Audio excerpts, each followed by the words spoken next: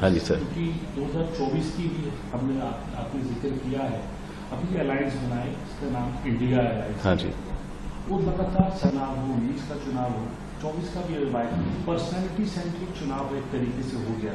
तो आपको लगता है इंडिया जो अलायंस बना है, इसको लेकर जो सरकार की तरफ से बयान है, उसको आप कैसे देखते हैं?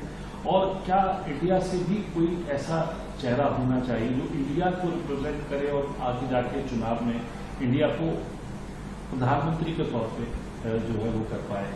देखिए, पहले तो मैं बोलूँगा ये जो गठबंधन है वो देश की प्रगति के लिए है। देश में जो मुश्किल दौर चल रहा है और जो कम्युनल इशू है, बेरोजगारी है, लोगों महिलाओं की सुरक्षा के बारे में और कई अन्य चीज़ ऐसे हैं जिसमें प्रधानमंत्री ध्यान नहीं दे रहे हैं, उनके मंत्रियां ध्यान नहीं दे रहे हैं। किसानों के इशू है, नू में इशू था और ये चलता रहेगा, आप देखेंगे, क्योंकि इंस्टेबिलिटी बहुत बढ़ गई है, क्योंकि वहाँ किसी की सुनवाई नहीं है। तो ज़रूर जब आप एजेंसियों का इस्तेमाल करेंगे, दुरुपयोग करेंगे और मतलब जो भी तौर तरीका अपनाएंगे कि पार्लियामेंट से हटाना, तो जितनी भी पार्टियां हैं ऑपोजिशन पार्टी वो एकजुट होंगी। और सबसे ज़रूरी देखिए, बीजेपी हो या कोई भी पार्टी हो, उनको इंडिया को रिस्पेक्ट करना पड़ेगा। इंडिया हमारा देश है, इंडिया हमारा टाइटल है और ज़रूर इंडिया बदलाव अच्छे के लिए लाएगा और इंडिया शाइनिंग अब होगी 2024 में इस गठबंधन के साथ। और मुझे लग रहा है कि इसमें इन्होंने बहुत एक्सपीरियंस किया है, इनका अनुभव है, तो उसके वजह से, क्योंकि मुश्किल दौर में लोगों को सीखने को बहुत मिलता है, तो इनका अनुभव और बढ़ गया है और उनको पता है कि ग्राउंड में ज़रूरत क्या है। जब मैं राहुल के साथ भारत जोड़ो में भी चला, मैंने देखा कि लोगों के बीच में कितना प्यार है और उनकी जो भी समस्या है उसका समाधान राहुल समझने ढूंढने की कोशिश कर रहे थे। तो ज़रूर चेहरा क्या होगा, लोग तो उम्मीद करते हैं कि राहुल ही हो, पर गठबंधन है, एक दूसरे की सोच को सोचना पड़ेगा, समझना पड़ेगा और जो इकट्ठा जो चाहेंगे वही लीडर आगे होगा। पर आप देख सकते हैं पार्लियामेंट में कौन ज़्यादा बात करता है, ऑपोजिशन लीडर जो हैं, जो ऑपोजिशन के लोग हैं, कौन ज़्यादा बात करता है, जो कौन मुद्दे वो ज़्यादा उठाता है, कौन जो मुश्किलें हैं लोगों की उसको सामने लाते हैं, तो उसके मुताबिक आप अपनी पोजीशन पाएंगे।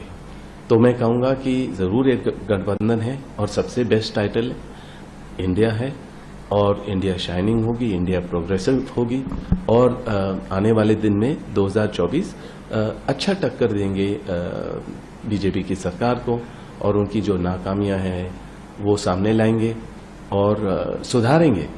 खाली सामने लाने की बात नहीं है, सुधारेंगे कि जो देश को ज़रूरत है, जो ये अनशन बोलते हैं पार्लियामेंट में, भेंट और ये सेट करना, भेंट करना, जीजा जी, ये सारे बेफालतू बातें हैं।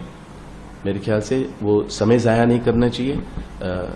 जहाँ देश में मुश्किलें हैं उसके बारे में ज़्यादा बातचीत होनी चाहिए और उसका समाधान होना चाहिए कि क्या मुश्किल है, कैसे उसका उपाय ढूंढे। और अगर उनसे नहीं होता है तो एक अबा पार्टी बैठें, समझें कि मणिपुर को कैसे संभाला जाए, पर वो उनका ईगो इतना ज़्यादा है वो नहीं सोचेंगे, क्योंकि उनका यही हो गया कि या तो हमारी बात मानो या आप एंटी नेशनल हो। तो इस तरीके से देश प्रोग्रेसिव नहीं हो सकता है, प्रगति नहीं होगी। तो मैं यही कहूँगा कि मेरी विनती है प्रधानमंत्री जी से कि मणिपुर को संभालें और उनकी सरकार है और मैं ज़रूर जाऊँगा वहाँ अपनी टीम के साथ, देख सकता हूँ मैं क्या कर सकता हूँ। और देश मुश्किल दौर में है तो प्रधानमंत्री जी को ज़रूर ध्यान देना चाहिए और उनके मंत्रियों को कोई फालतू बात नहीं होनी चाहिए।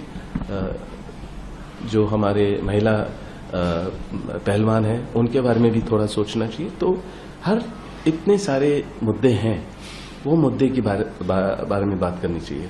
जो उनके सांसदों ने गलत किया है उसके बारे में थोड़ी सी बात करें, तभी पता चलेगा कि वो बैलेंस्ड है, बायस नहीं है कि खाली नंबर होने चाहिए कि मैंने ये उठाया तो अब मैं ऊपर से नीचे आ सकती हूँ और सामने बैठ सकती हूँ।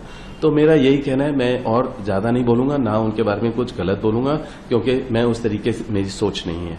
पर अगर कोई भी मेरे बारे में कुछ गलत बोलेगा तो मैं जरूर जवाब देने के लिए तैयार हूँ।